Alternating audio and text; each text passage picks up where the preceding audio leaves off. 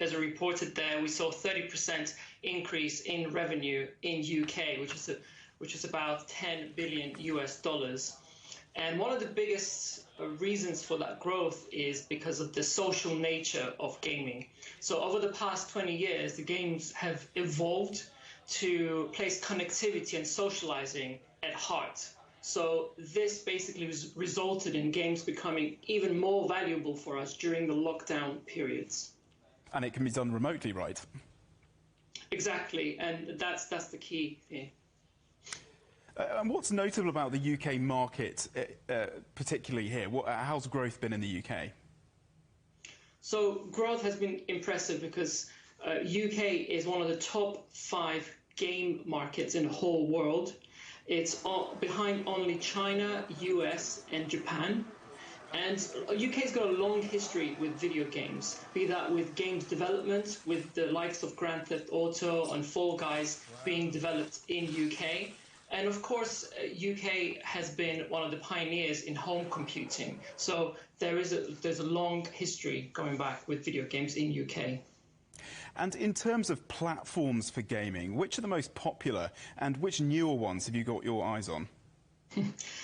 Well, unsurprisingly, the biggest one is the most accessible one, which is smartphones. Anyone with a smartphone is potentially a gamer because at the tap of a button, you have access to thousands of games. And that actually played a big part in this boom last year and beyond.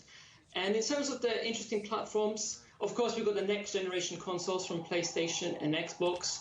But one area which I think is very interesting is cloud gaming. So cloud gaming enables anyone with a good internet connection to play kind of console-grade games on your smart TV or on your smartphone. And George, how do you think the industry will keep us hooked after lockdowns are lifted? You know, how can we, once we can go out and socialise again, do you think people will put down their smartphones and consoles?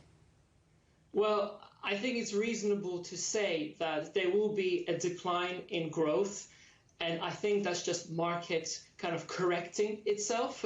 But we still are expecting to see year-on-year growth in absolute value terms. So if we, for example, look at the total value of video games globally, in 2020, it's about 186 US dollars billion.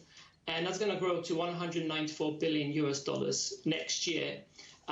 This year, 2021. And this will grow to, over the next 5 years, this will be a 220 billion US dollar industry.